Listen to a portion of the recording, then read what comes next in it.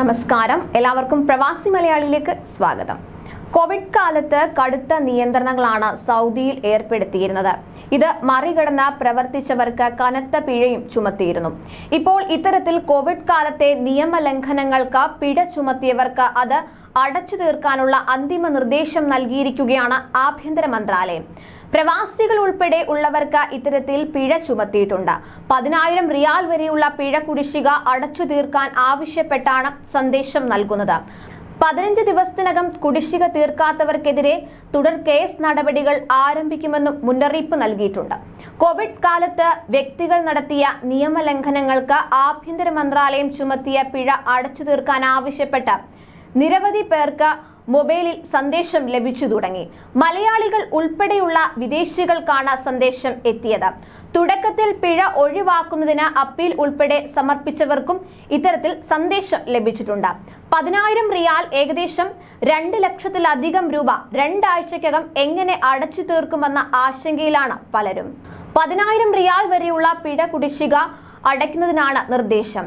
National violation platform ഈഫയാണ് സന്ദേശം അയക്കുന്നത്.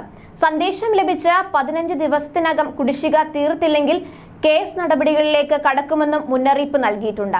Covid കാലത്ത് മാസ്ക് ധരിക്കാതിരിക്കുക, അനുമതിയില്ലാതെ പുറത്തിറങ്ങൽ, സാമൂഹിക അകലം പാലിക്കാതിരിക്കൽ തുടങ്ങിയ നിയമലംഘനങ്ങൾക്കാണ് പിഴ ചുമത്തിയത്. കോവിഡിന് ശേഷം പിഴ നടപടികൾ ഒഴിവാക്കി നൽകുമെന്ന പ്രതീക്ഷയിൽ കഴിയവെയാണ് പലർക്കും തിരിച്ചടിയെന്നോണം ഇത്തരത്തിൽ മുന്നറിയിപ്പ് സന്ദേശങ്ങൾ എത്തിയിരിക്കുന്നത്.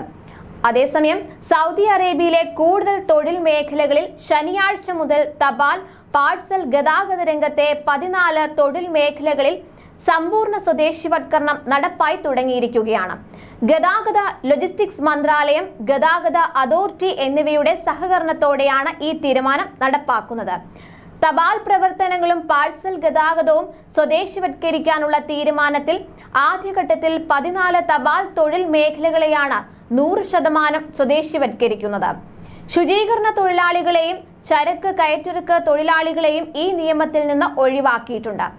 ഇലക്ട്രോണിക് പ്ലാറ്റ്ഫോമുകൾ വഴിയുള്ള വിതരണ സേവനങ്ങൾ, പ്രാദേശികവും അന്തർദേശീയവുമായ പാഴ്സലുകളുടെ ഗതാഗതം, പാഴ്സലുകളുടെ പ്രാദേശിക വിതരണം, കൊറിയർ പ്രവർത്തനങ്ങൾ, ബാക്ക് മെയിലും തപാൽ പാഴ്സലുകളും സ്വീകരിക്കുന്നതിനും വിതരണം ചെയ്യുന്നതിനും കൊണ്ടുപോകുന്നതിനുമുള്ള ജോലികൾ, പോസ്റ്റ് ഓഫീസ് മാനേജ്മെന്റ് സേവനങ്ങൾ, തപാൽ ലോജിസ്റ്റിക് സേവനങ്ങൾ, സ്വകാര്യ തപാൽ കരിയറുകളുടെ പ്രവർത്തനങ്ങൾ, സ്വകാര്യ തപാൽ സേവനങ്ങളും വിതരണവും, സാധാരണ മെയിൽ, എക്സ്പ്രസ് മെയിൽ, മറ്റ് മെയിൽ പ്രവർത്തനങ്ങൾ, തപാൽ ഉരുപ്പടികൾക്കും പാഴ്സലുകൾക്കുമായുള്ള പ്രോസസ്സിംഗ്, സ്റ്റോറേജ് സേവനങ്ങൾ എന്നിവ സ്വദേശിവത്കരണ തീരുമാനത്തിൽ ഉൾപ്പെടും.